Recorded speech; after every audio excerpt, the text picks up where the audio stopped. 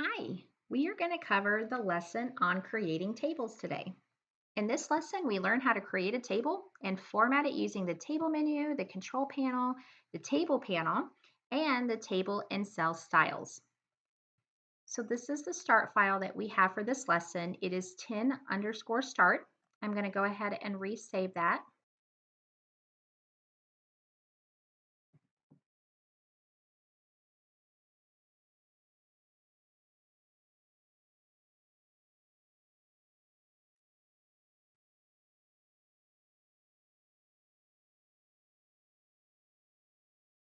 And this is going to be saved as 10_tables. So this is what we have to work with. So in our pages panel, we see that we have two pages. Okay, page 1 has some text information on it. Page 2 is right now it's blank. All right, when we are completely done with this lesson, this is what our table is going to look like. So the information that we have that we're going to start with on our page 1, we can select all of that and convert that into a table, and then we can take and we can format it. All right, so this is what this is going to look like when it's done. And if I scroll on down to page 2, you can see that the table actually extends onto page 2. It's just blank, all right? And that's the way it's supposed to be when the lesson is completed.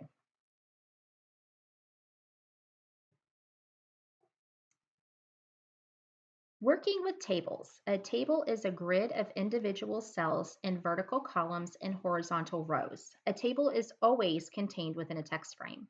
You can create a table from scratch at the insertion point inside a text frame or create a new freestanding table in addition to converting existing text into a table. So to create a table, you'd go up on your menu bar and go to Table and then Create Table. Now converting text into a table. If text for a table already exists, you can convert its contents into a table because of the tab delimited text. Okay, so I'm going to zoom in on this text that you can see what I'm talking about. All right, so the columns of information that you see. So this is one column, the day of the week is another column, the time is a column, and the amount, the fee, is another column.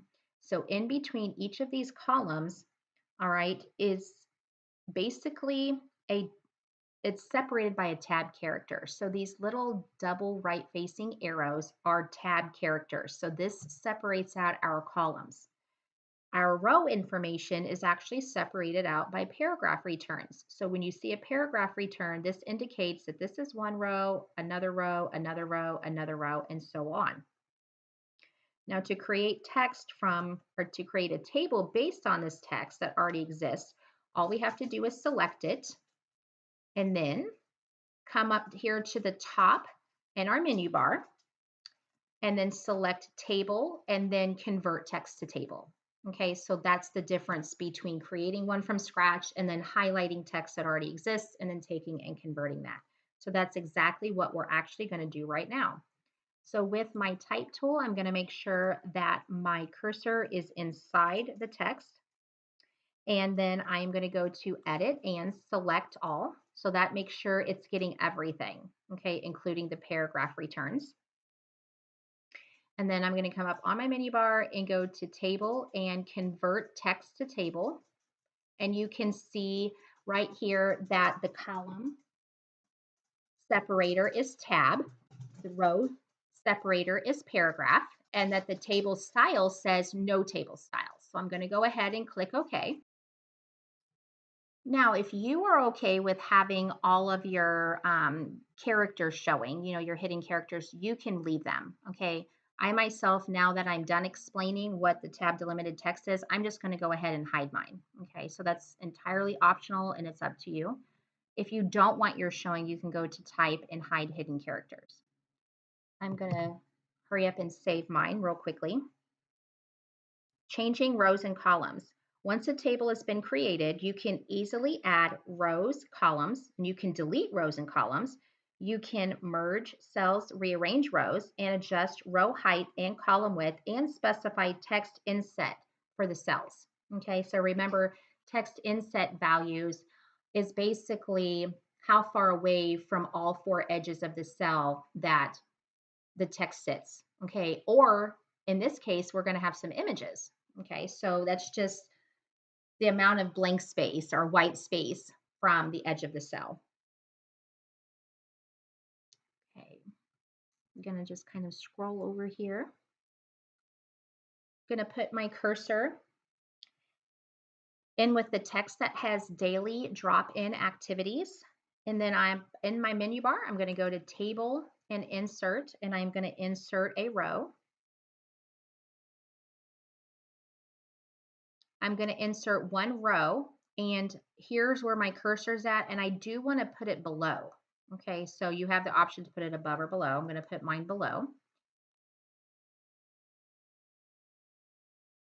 And now in this row, they want us to type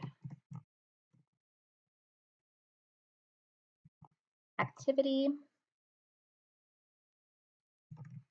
day, time, and fee.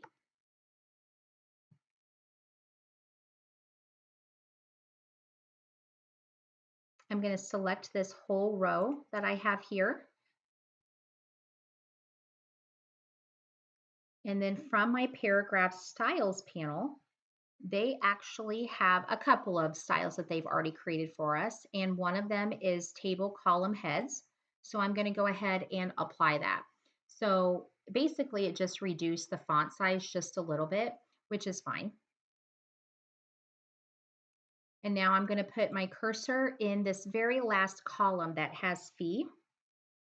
And you could go back up into table and insert, or you can right click and you can do the exact same thing. So I'm going to go ahead and I'm going to insert a column this time. And I'm going to just put one column in. And because my cursor is right here, I do want to put the column into the right. So that's correct. And then I'm going to click on OK. And it kind of puts it off of the page, but that's okay because we're going to adjust it so everything is going to fit nicely.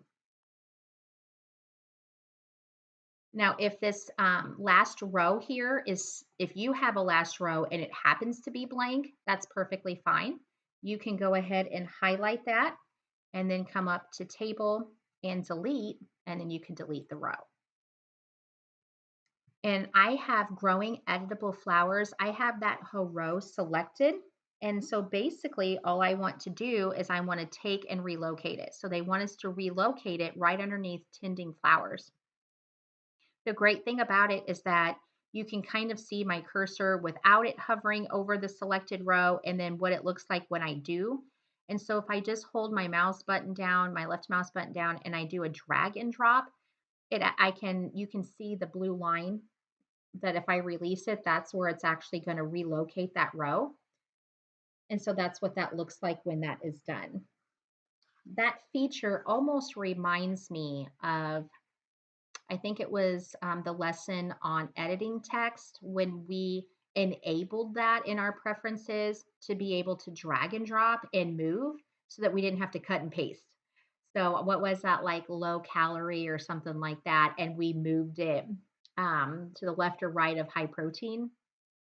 That reminds me of that feature, being able to highlight that and then just do a simple drag and drop. Adjusting column widths, row heights, and text placement. By default, table cells expand vertically to fit their content. So that means that it's going to get taller if you keep on typing. You can specify fixed row height and even have InDesign create columns or rows of equal size. You can also merge adjacent cells to produce a single row. All right, you have to make sure that your rulers are showing in order to be able to do this. So with your type tools selected, if I hover in between the column for activity and day and then look up on my ruler, that first width is at 2.5 inches. So they want us to resize that column to where it's over to 3.5 inches. Okay, so it's going to just slide everything to the right. The day column, they want us to bring that in to 4.25 inches. The time to 5.5 inches. The fee column to 6.25 inches. And then, of course, our still yet blank column, they want us to have that at 7.75. So that's going to sit right on our margin that we have. Okay, so I want to make sure that my table panel is available. Now, yours may not be, and if yours isn't, you can go to Window up here, and then underneath Type in Tables, the table panel is at the bottom of that dropout or pop-out menu. All right, mine is available here, but you just want to make sure that you have yours open because you're going to need it here in just a second. Okay, I'm going to do a table and select table. And with my table panel open, okay, if you hover, it'll tell you what inset that we're looking at. Okay, so we need to enter 0.125.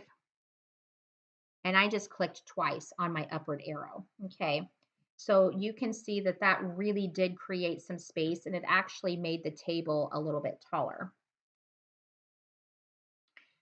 Now, before you do that, you do want to make sure that your Make All Settings the Same button is pressed in so that when you apply that value to your top inset, that it does go ahead and apply that to your bottom and your left and your right cell inset as well. All right, the table is still selected, so we also need to use our Align Center. And what that's ended up doing is in the larger rows, it is basically vertically, okay, centering the content in that cell.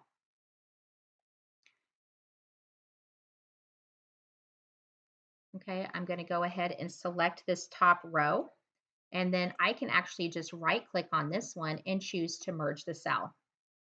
Now, when you get to the end of this section of the book, there is like a page on importing tables. Just make sure you guys read over that. On to formatting a table. The border of a table is a stroke that outlines, that lies outside the entire table. Cell strokes are lines within the table that set the individual cells apart from each other. You can apply different stroke formatting to both as well as apply fills. So with the type tool still selected, I'm going to make sure I'm just clicked somewhere inside the table. Up on my menu bar, I'm going to go to Table and Table Options, and this time I'm going to go to Alternating Fills. When the Table Options dialog box opens, I'm just going to go ahead and select Preview so that you guys can see what it's doing behind me. But I'm going to choose for Alternating Pattern, I'm going to choose every other row, and I want to keep black, but I want to make sure that I put 20% tint in there. It'll make it kind of like, well, you can see the color. It's kind of like a gray color, because if not, we have black text, you wouldn't be able to see what was in the cell. Going to go ahead and click OK. All right, so in this first row, I'm going to make sure that I select the whole row. I don't want to just select the type because it'll just change the color of the type. Okay, I want to make sure that I get my arrow and I select the entire main heading of daily drop-in activities. And in our swatches panel, we do have a color provided for us already, and it's that purple cool color. So I'm going to go ahead and apply that, and they want the tint to be 50%. And then I'm just going to kind of select off of that so you can see. So this is just a complementary purple color, and then the rest is alternating a 10% black and a white.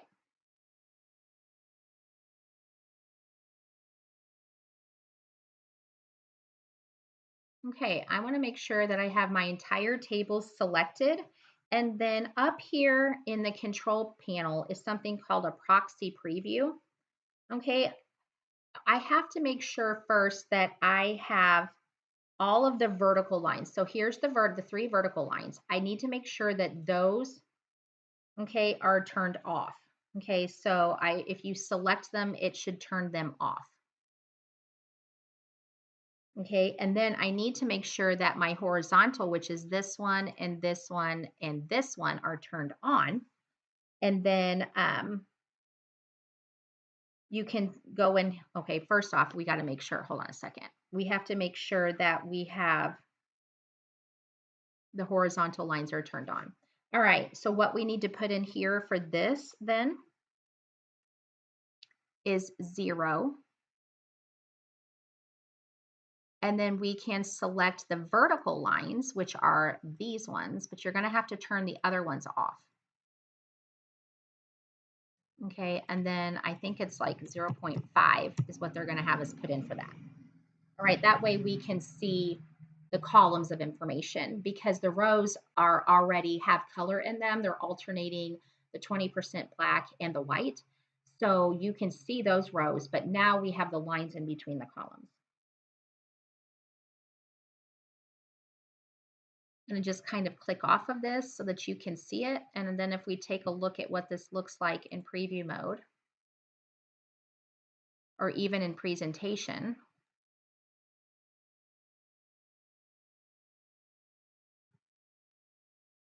right? That's what we have. Okay, I'm going to go back over here and make sure that I'm in my normal mode. Adding graphics to table cells. In addition to adding text, you can add photos and illustrations to your table. Even though all the cells are initially small text frames, you can easily convert them to a graphic cell to insert an image. All right, so in this very last column over here, of course, this is where some of our images are going to go. So in the row containing the attracting butterflies, I'm going to just put my cursor in here and do table, select, and then I'm just going to select the cell. Then I got to go back in here and do table and convert cell to graphic cell. I need to do this same thing for the row containing the text that says creating garden flags. So I'm going to do the same thing. I got my cursor in here. I'm going to go to table and select cell and then table and convert cell to graphic cell. Now in the attracting butterflies,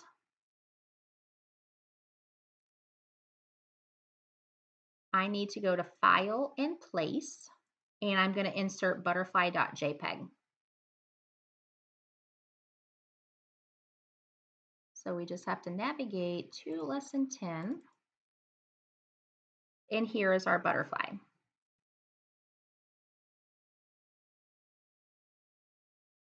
Okay, so we have a cell, and it's kind of wide and narrow. Obviously, we can see the image behind it, but it doesn't fit. A very easy fix to that is with that image selected, we can go up on our menu bar to Object and Fitting, and we can do a fit frame to content, which expands that so that the whole image is visible.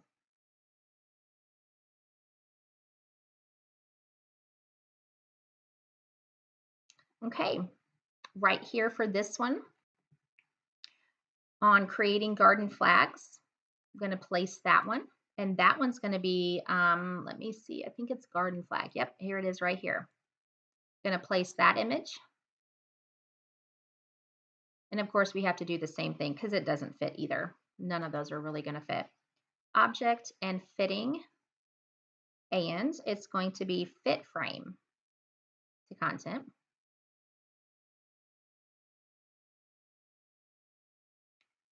And down here for the cell that is tending flowers,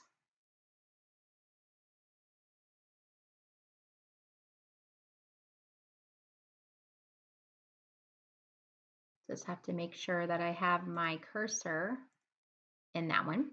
All right, I wanted to show you that we don't even have to convert that cell into a graphic cell, that we can actually place. So if I go to just File and Place, that next picture for that one is going to be, I think it's watering can.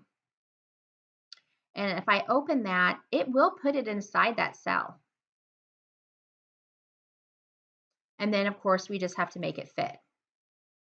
So like always, there's always a couple of ways to do the same thing.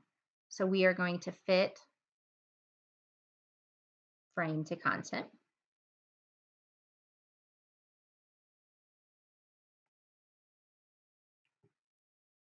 And I can do this same thing and place this last image, which is going to be down here for making and flying kites.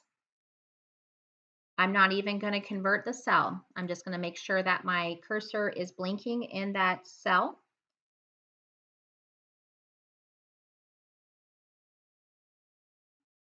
And I think that last one is kite. Yep.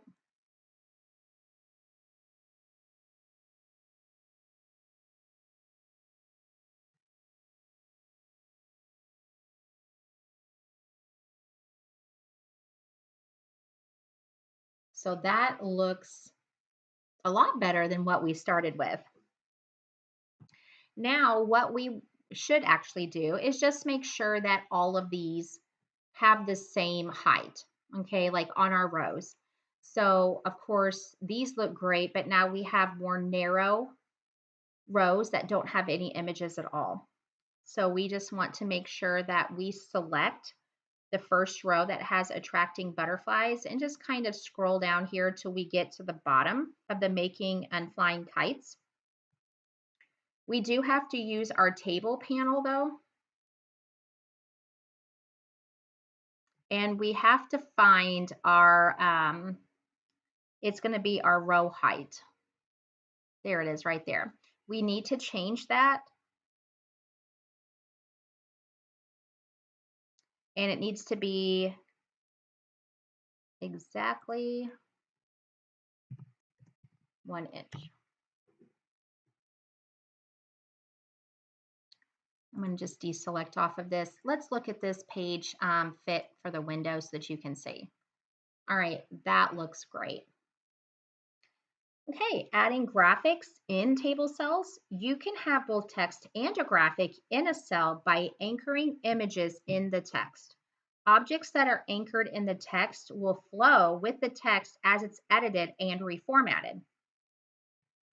So if we zoom in, we can see that there is like this little leaf icon right here that has been provided for us. Okay, so we actually need to take and cut that. So you're going to need to use your selection tool to select that little graphic. And I'm going to do an edit and cut. Okay, because we don't, I mean, obviously we don't want to just copy that. We want to move that from that location. So with my type tool inside of the same um, cell that has illustrating botanicals, I'm going to put my cursor. I am going to insert one space with using my space bar. And then I'm going to do an edit and paste. And I'm going to do this exact same thing after the word, the phrase for making and flying kites. Put my cursor right here, do one tap of the space bar, and then I can do an edit and paste.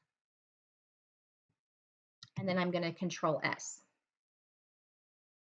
Creating a header row. A table's name and the column headings are often formatted to stand out from the rest of the table.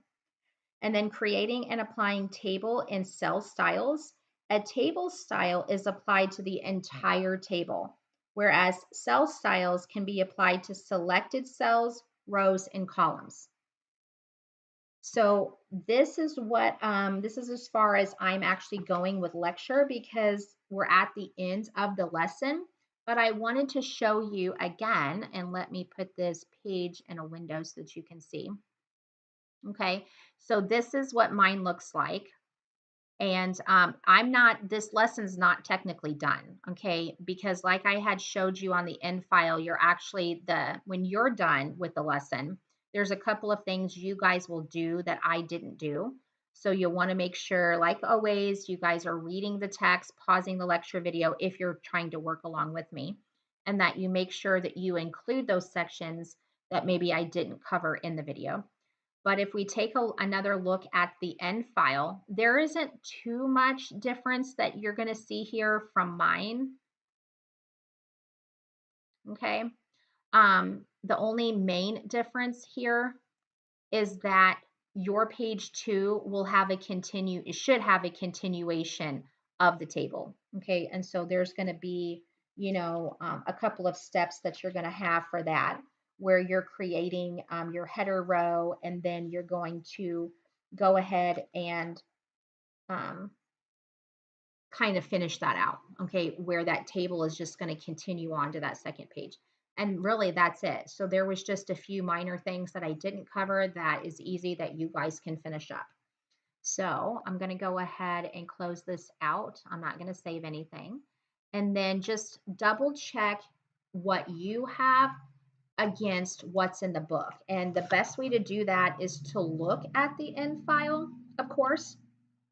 But at the beginning of this lesson on creating tables, there is a nice screenshot of that. And so you can also take a look at your page 1 and then match it to what you see in the book as well. All right, you guys. So we are quickly wrapping up all of the lessons that we need to cover in the book. So isn't that exciting? So after today, we'll have just one lesson next week, and then we'll be completely done with what we're going to cover in the text. So next week's lesson will be on working with transparency. So I will see you guys in another lecture video here real soon.